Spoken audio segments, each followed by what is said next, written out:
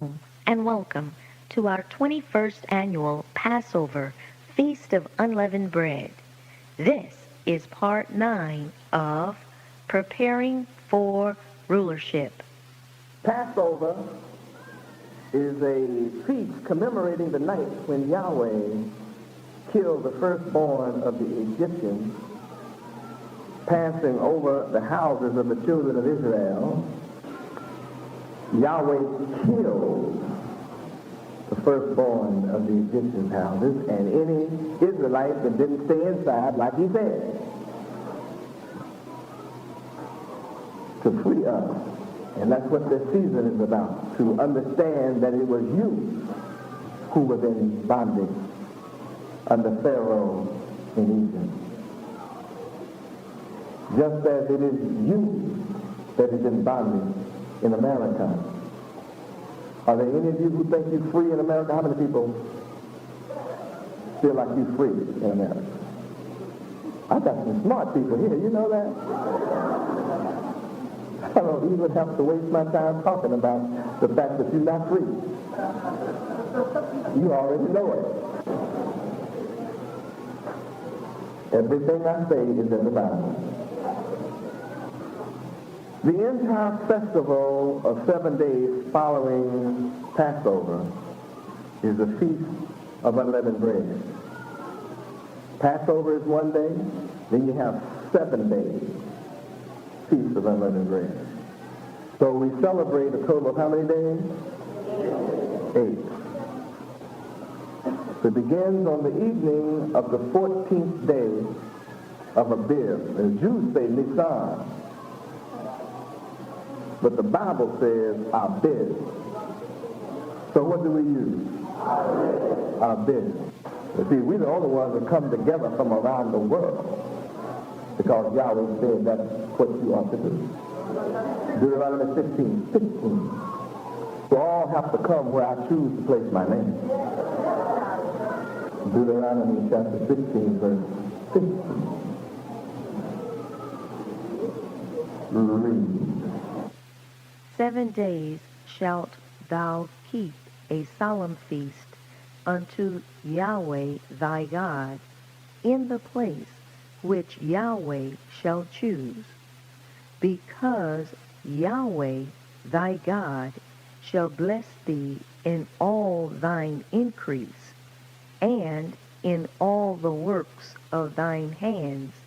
Therefore thou shalt surely rejoice.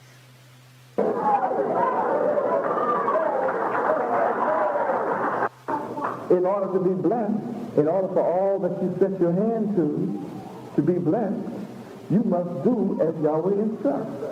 It's right here in the Bible. You can't follow the Jews and be blessed. You have to follow the laws of Yahweh. You cannot follow the traditions of men and all that you set your hand to be blessed. You must actually journey to the place where Yahweh chooses to place his name. So we eat specified foods during this period, which are symbolic of our bondage and our exodus or deliverance.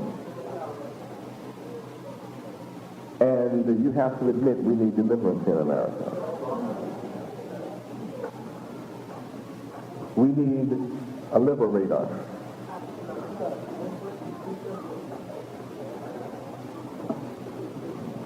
Now, Passover is a ceremony or a rite. Passover is an ordinance, meaning what? A requirement by Yahweh himself.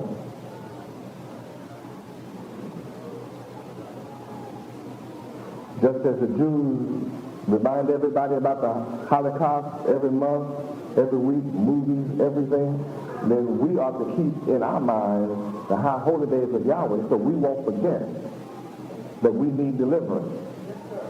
And once you get deliverance, you need to keep remembering it so you won't break Yahweh's laws to fall back into that trap again. Now, by going through this second slavery from Egypt and then here in America, you ought to be well convinced that you don't want to repeat this scene again. Are any of you convinced you don't want to have to go through the hell of slavery again? Where people that are unjust rule over you? Passover is an observance, a function, a duty. You know what duty means? Obligation, a requirement. It is not an option. It is not up to you to decide whether you want to or not. It's obligatory, set in motion by Yahweh. Now you have the option not to keep it, all right. But if you don't, what punishment you suffer? What punishment you suffer when you decide, I won't go with Yahweh? Passover is a formulary. A formulary. Look that up. Formulary. Formulary, a book or other collection of formulas. A statement expressed in formulas.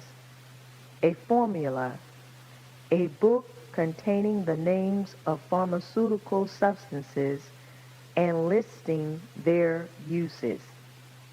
Passover is a formulary. What does your dictionary say?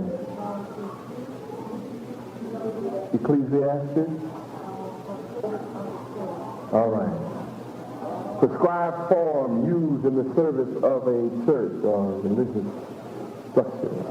So that means you don't celebrate Passover like you want to. Yahweh prescribed it. In other words, you can't have the kind of bread you want. Well, what difference does it make? What kind of bread you have? Well, I already taught you what the difference it makes. It's death if you eat any kind of bread but unleavened. And you must eat unleavened too. You can't say, well, I don't like the taste of unleavened. Well, you've got to eat it all week. Every day. Whether you used to the taste or not, it's a part of the feast. It's not an idea. You actually must eat some unleavened bread every week. That's the formulary.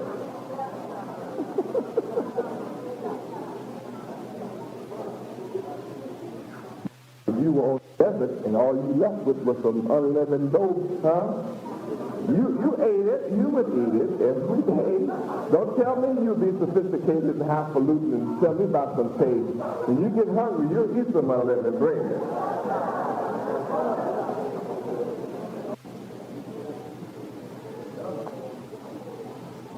Passover is a solemnity.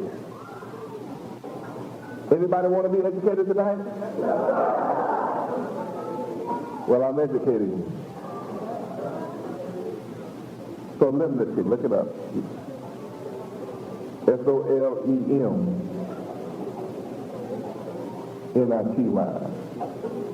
To be a Hebrew Israelite, a member of the nation of Israel, you have to become a student, a scholar. We don't follow Yahweh as an ignorant people. We are made smart. We know what we're doing. That's why you can't turn us around. Give it to me. Solemnity, the condition or quality of being solemn. See, Passover is no joke.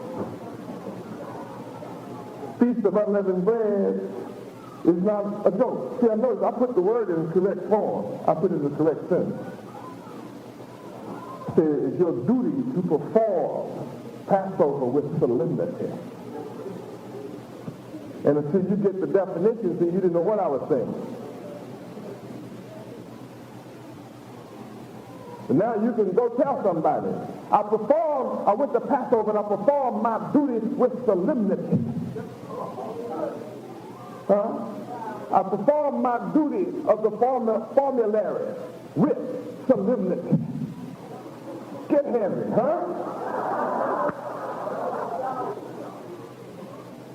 Oh, you're not trying to impress someone. You are learning what Passover is. And when you elocute to people you know that knew you didn't know God when you left, you come back talking about performing your duty of Passover, of formulary with solemnity. Yeah, Passover is a formulary, and I performed my duty with solemnity. Oh, Yahweh. Just go back and run that on somebody. It would provoke them to ask you a question. Do you have a chance to discourse and baptize them in my ism so that they can become an ism? They'll be baptized in my ism and become a true ism.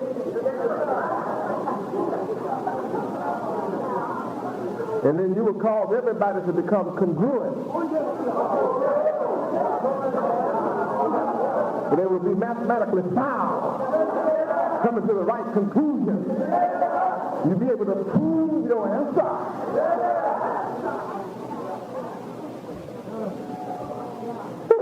Beautiful serving Yahweh. This period of time, you must serve your duty with solemnity. You must observe this with a solemn, be solemn about the matter. With dignity, with respect, with honor, solemnity. Solemnity, gravity, seriousness. Look at those words. Gravity. Gravity is not talking about falling off a building.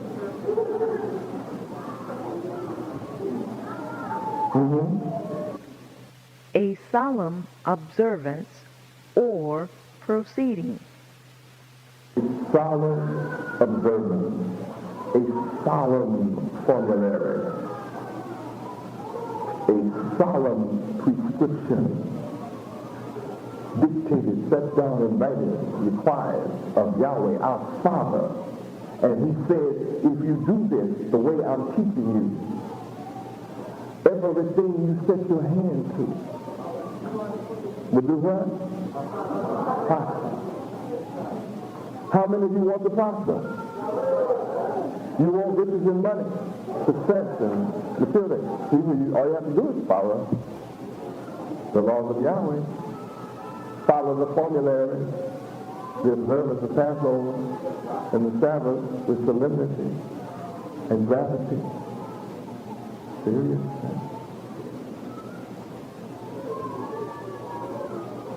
See, all those words that stick in your mind like they stick in mine.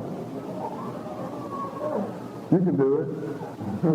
Passover is a spiritual symbol and a bond between Yahweh and us. It is sacred. This is a serious season. And you want to be able to return to your city knowledgeable. The knowledge of Yahweh is a blessing. It's high. See, Yahweh says he'll make you high above the heavens. Deuteronomy 7:6. Read Deuteronomy 7:6. For thou art an holy people unto Yahweh thy God.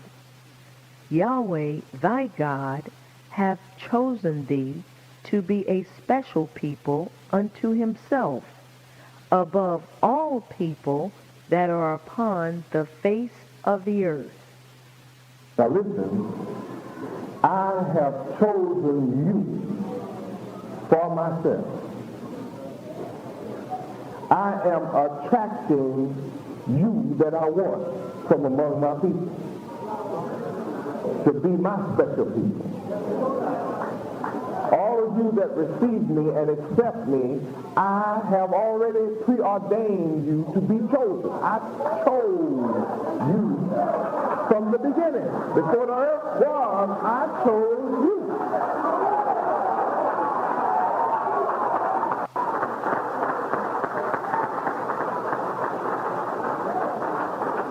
What proves that I am the mighty God is I come to a people without any power, who are powerless, have less power than all people on the earth. Praise God.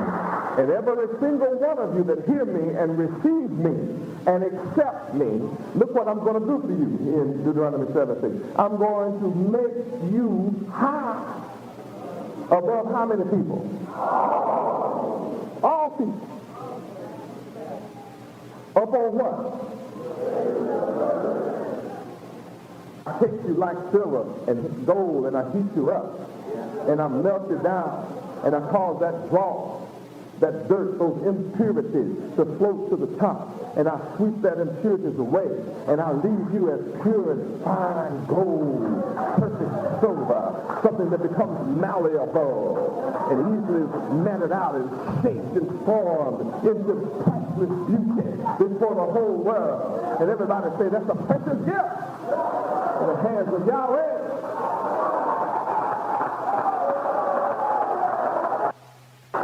Hallelujah. I think you can tell that you're in the presence of an unusual man. And I want you to accept my smarts. My purpose for living is to make you smart like me. I can't make you smarter than me, but I can make you smart like me. I want you to be as I am. I'm first class, I want you to be first class. I'm well-suited, I want you to be well-suited. I'm clever, I want you to be clever. I want you to be. Can you imagine a man that stands up for hours at night teaching you how to be clever like he is and charging you no money? You have to admit that anyone who walks away from me and the gifts that I'm offering needs prayer.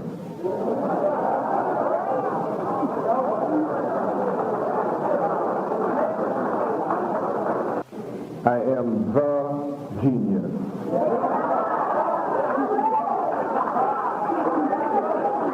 I am the teaching deity. I'm the tutelary one.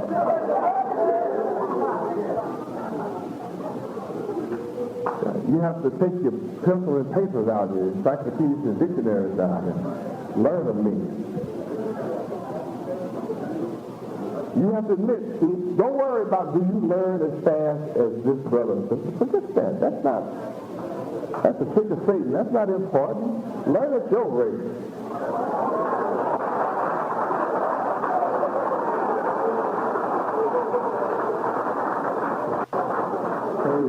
So don't worry about, I'm not learning as fast as somebody. He's being smarter than me. No, you be just, see, it's not how fast you go, it's that you start on this road. And remember how long you got to straighten up. Forever. I'm offering you life eternal. You got forever to learn this. So let's go to work. There are no excuses in my class. Some will grasp this faster than others. But all of you can grab your own. See, let me show you a secret. If you just learn one of my divine attributes a day, when you learn one today, that means you know something today that you didn't know yesterday. Don't try to learn 10 because somebody else did. If you feel comfortable with one, That's what you learned today, but at least learn one. Don't get jealous of the other fellow learning 10 a day. Wonderful. Some of you will want to learn 2, some 4. But at least learn one. And guess what's going to happen to you? 365 days from now, you will have 365 new power drives. Years from now, you will have 800.